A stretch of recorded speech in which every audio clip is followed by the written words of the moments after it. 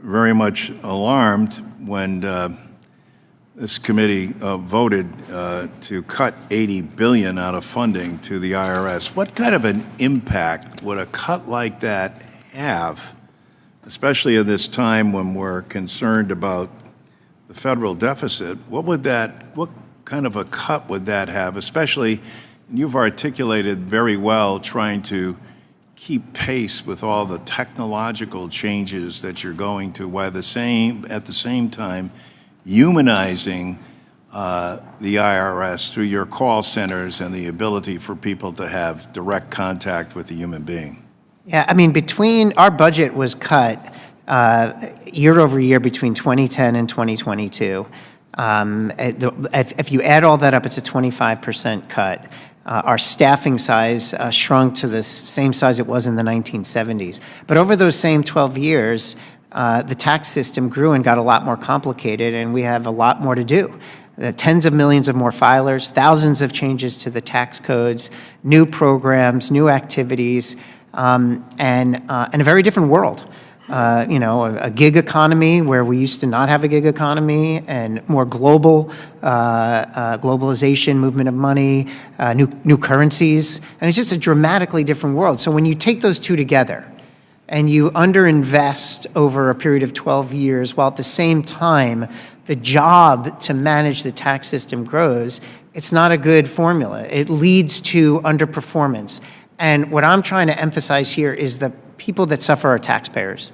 They suffer because the tax laws still exist. They still have these responsibilities, and it's a stressful experience. And when a problem emerges, if they can't get clarity from the IRS, if they can't get through to us, if they can't get their tax issue resolved, it weighs on them, it's burdensome for them, and it's stressful for them.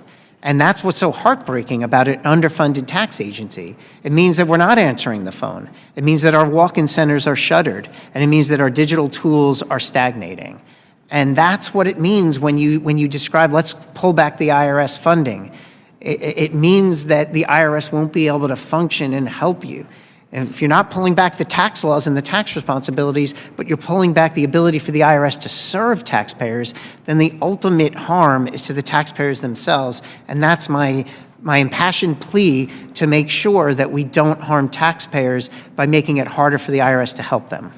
I think you've articulated that very well. What I'm interested in as well is, because of the sophistication as we go forward, what is the IRS up against when you're dealing with major corporations or people with great wealth? What does it look like inside the IRS when you're dealing with a battery of attorneys, accountants, and consultants that are going up against government employees? Well, I start with the volume, right? When you look at the number of audit personnel we had the day the Inflation Reduction Act was passed versus the number of the highest wealth filers in the United States. And I'm not talking about just above 400,000. I'm talking about the millionaires, the corporations with $250 million in assets. We break it into cohorts. And at the moment the Inflation Reduction Act was passed, we had one auditor for every 150 of the wealthiest taxpayers in the U.S. The Internal Revenue Service is expected to send out checks to millions of Americans. With several new tax credits, experts are urging all who are eligible to file. However, some households will see a delay in the delivery of their payments. This is due to a few changes. Congress is also working on passing a major piece of legislation. My dear friends, please make sure that you watch until the end of this video for more information. Also, every Friday, I will be announcing several winners for the Walmart gift card giveaway. If you would like to enter these weekly giveaway, friends, do make sure that you click and like several of my videos, and then comment below the keyword of each video that you watch. The more videos that you comment on, dear friends, the greater your chances of winning these giveaways. Without any errors or additional reviews, individuals can typically anticipate receiving their tax refunds within 21 days if they opt for electronic filing and utilize direct deposit. However, it's important to note that the Internal Revenue Service advises against banking on a specific refund date, as certain types of returns may require a longer processing time, resulting in extended wait times for refunds.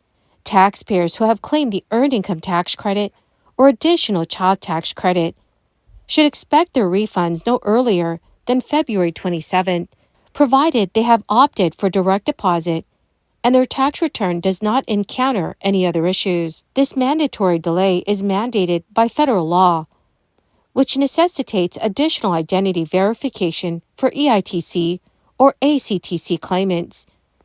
The tax agency has said in an official statement, under law, we are unable to issue Earned Income Tax Credits or additional child tax credit refunds before mid-February. This applies to the entirety of your refund, not solely the portion related to the credit claimed on your tax return. So if you have claimed these credits, we may require further information from you regarding your return, and in such cases, we will notify you via mail. Experts have noted that recent updates from the IRS for the Earned Income Tax Credit or additional child tax credit include projected deposit dates now accessible through Where's My Refund tool. The Earned Income Tax Credit serves as a tax benefit for individuals with low to moderate incomes, with higher amounts available for those with dependent children.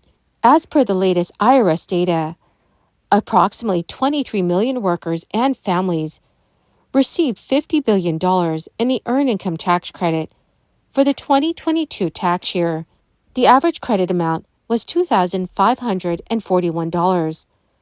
Depending on the number of children and income, that can reach up to $7,430. The additional child tax credit represents the refundable portion of the child tax credit and is utilized by families whose owed tax is less than their child tax credit amount. For the 2023 tax filing year, the additional child tax credit amounts to $1,600.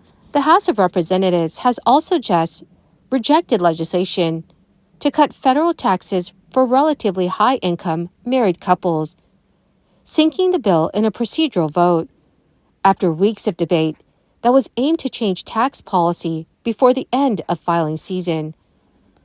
According to the Washington Post, the bill would have raised a cap on state and local taxes, also known as SALT, that married couples could deduct from their federal tax returns.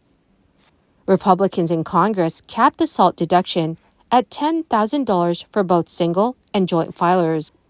The cap would drop back to $10,000 next year. Under current law, it is set to expire after the 2025 tax year.